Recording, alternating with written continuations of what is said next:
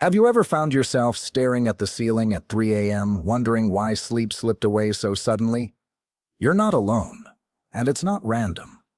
There's a reason so many older adults wake at this exact time. It's not just aging, it's your body speaking. And today, we're going to teach you how to listen.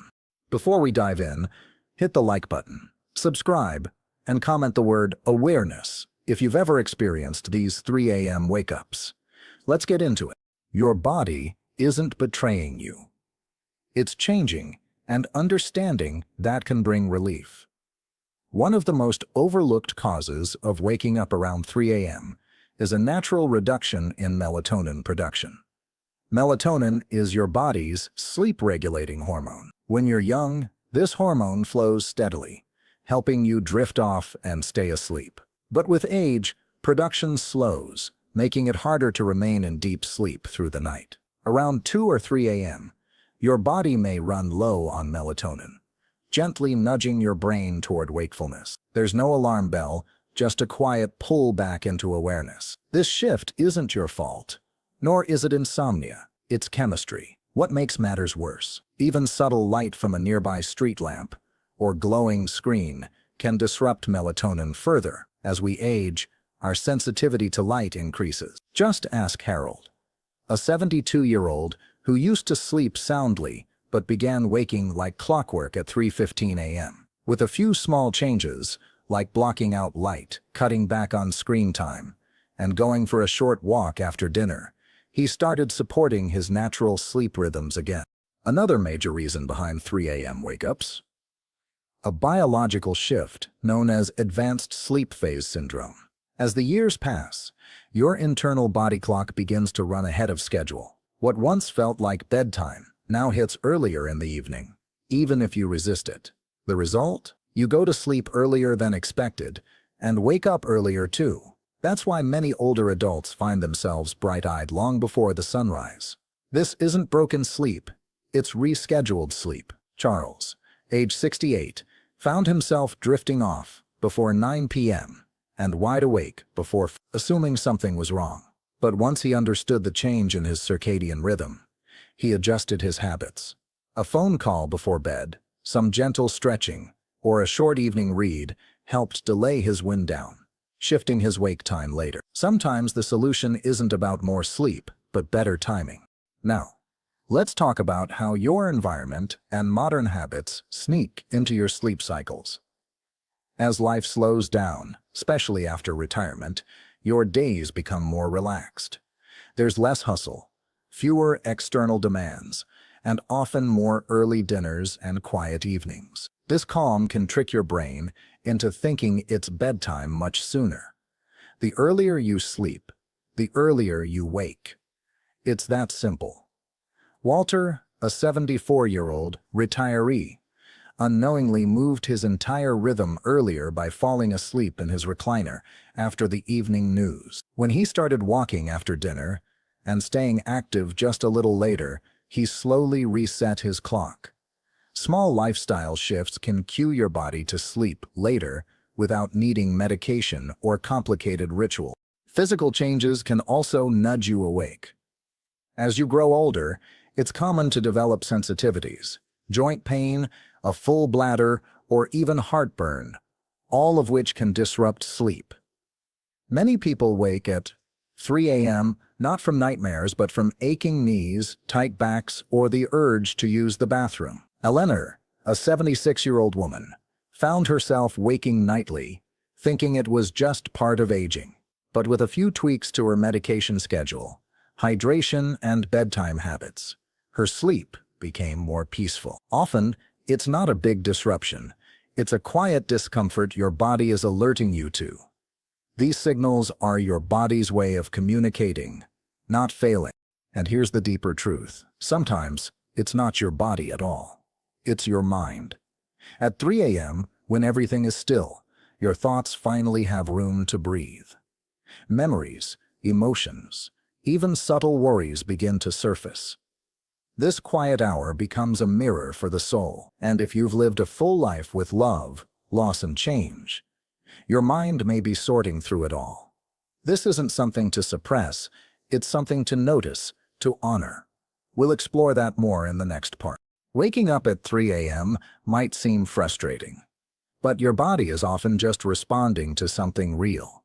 And physical discomfort is one of the biggest culprits. As we age, our bodies become more sensitive, and the night, once a time of deep rest, can become a quiet stage where small discomforts take center spotlight. Arthritis can cause stiffness that builds as you stay in one position too long. A full bladder may not seem urgent during the day, but becomes impossible to ignore in the silence of the early morning. Even something like heartburn from a late dinner can creep up and jolt you awake. These aren't dramatic symptoms, they're whispers. But when your body is no longer rushing from task to task, those whispers grow louder. Instead of blaming your sleep, start listening to your body's needs. Understanding the root of your wakefulness empowers you to take small, smart steps toward relief.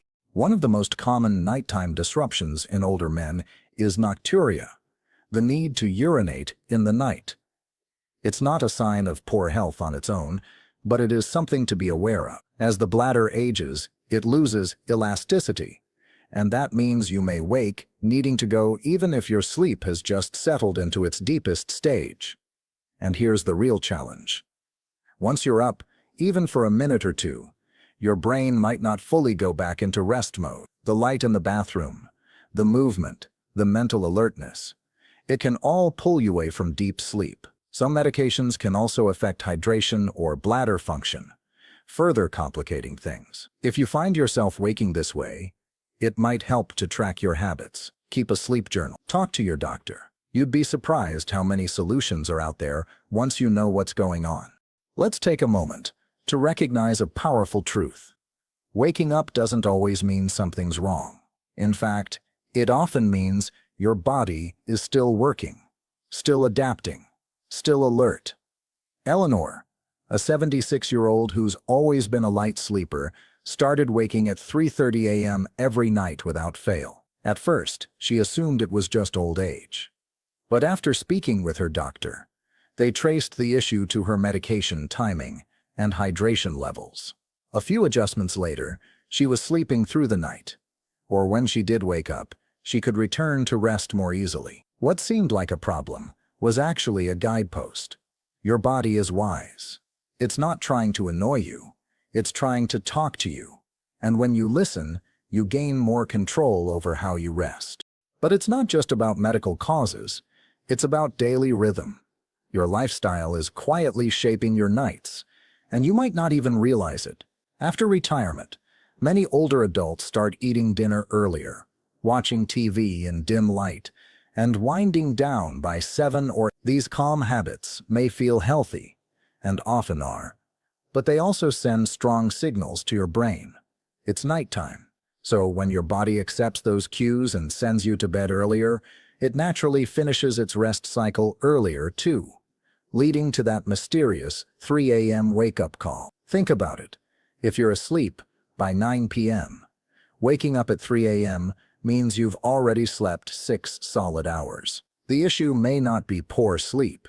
It might just be early sleep. And if that's the case, the solution might be as simple as stretching your day a little longer. Let's talk about Walter, a 74-year-old who found himself falling asleep during the evening news and waking before sunrise, wide awake and frustrated. His days had become slower, quieter, no job, fewer errands, less movement. Without realizing it, he'd shifted into a new rhythm. Dinner at 5 p.m., bed by 8:30, and then 3 a.m., wide eyes. He wasn't broken. His clock had just moved forward. Once he added a brisk evening walk, read under a bright light, and avoided dozing off in front of the TV, he began resetting his internal clock. These weren't drastic changes, just intentional ones, and they worked. Sometimes reclaiming your sleep isn't about medication or sleep aids. It's about noticing your patterns and gently reshaping them. It's easy to think of sleep as something purely physical. Your body gets tired. You lie down. You rest. But as we age, sleep becomes emotional too. Waking up at 3 a.m. can be a signal that your mind is sorting through deeper things. In the quiet of the night, when distractions are gone and the world is still, your thoughts finally have room to speak. These moments don't always come with anxiety or panic. Sometimes they show up as memories, reflections, or a subtle sense of longing. You might find yourself thinking about people you miss, conversations you never had, or decisions you replay in your heart. This isn't insomnia. It's introspection. It's your inner life asking for attention, because as you grow older, your emotional world grows richer, not quieter. The wake-up may not be a problem. It might be a message. This kind of psychological wakefulness can be powerful, especially for those navigating grief, loneliness, or life transitions. As social circles shrink and loved ones move on or pass away, the emotional weight we carry gets heavier. During the day, we keep busy. We watch TV, talk to family, tend the garden. But at 3 a.m., when there's nothing left to do, those quiet feelings rise to the surface. Gloria, an 80-year-old widow, knows this all too well. During the day, she's cheerful and active. But at night, she often wakes up thinking of her late husband or worries about her children. At first, she was afraid something was wrong with her sleep. But over time, she realized it wasn't her body, it was her heart. These early hours were a window into her emotion. And when she stopped fearing the wake-up and started honoring it, something shifted. Gloria began journaling, a simple notebook by her bed, where she wrote down whatever was on her mind when she woke up. No pressure. Just a few thoughts, a few feelings. She also created a gentle bedtime ritual, soft music, a candle, a brief prayer. These weren't fixes. They were invitations to her mind and spirit, welcoming peace before rest. Over time, she noticed that even when she did wake at 3 a.m., her thoughts weren't racing. They were calmer, softer, and eventually, sleep returned more easily. You don't need to battle your mind at night. You need to listen to it. Emotional wake-ups are a chance to care for your inner world, to make peace with what's lingering, and to remind yourself that every stage of life carries its own wisdom and weight. When your mind wakes you at night, it's not always trying to disturb you. It's often trying to heal. We store so many unspoken thoughts during the day. Regrets, joys, unresolved memories. At 3 a.m., these thoughts rise not to haunt us, but to be witnessed. Imagine your mind saying, "You've been strong all day. Now let me speak." This is why these moments, though quiet, are so sacred. They invite honesty, and with honesty comes clarity, and sometimes peace. The key isn't to suppress these feelings, but to greet them with grace. Not every answer will come quickly, but even acknowledging the question can ease the restless mind. You're not broken, you're human, and humans carry depth. So what can you do if emotional wake-ups are your struggle?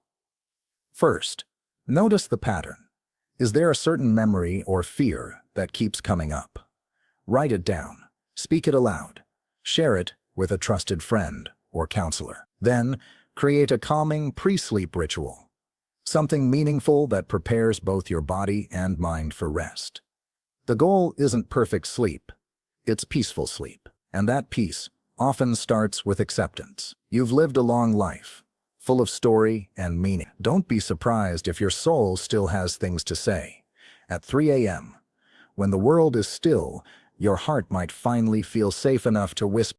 Now that we've explored the physical, emotional, and environmental reasons for waking at 3 a.m., it's time to take a step back and reflect on what all of this truly means. These early wake-ups aren't just about broken sleep. They're about transitions. They mark the shifting landscape of your body, your mind, and your lifestyle. And while it can feel frustrating to wake in the middle of the night, it's often your body and spirit working in quiet partnership to bring things to your awareness. The question isn't just how do I sleep longer? It's what is my body trying to show me right now? That one shift in perspective turns midnight frustration into a form of wisdom. Because waking at 3 a.m. isn't random. It's personal. And if you're willing to listen, it can reveal how far you've come, what needs tending to, and how to move forward with more peace. Your body, like nature, follows rhythms. But unlike a younger self that runs through the day and crashes at night, this stage of life asks you to pause more, reflect more, and tune in to deeper needs. Sleep becomes more sensitive, yes, but it also becomes more sacred. Each wake-up is a doorway to understanding. Are you too warm? Is your room too bright? Are your thoughts unresolved? These aren't problems. They're opportunity. When you respond with awareness, by adjusting your routine, your environment, or even your internal dialogue, you give your body what it's asking for.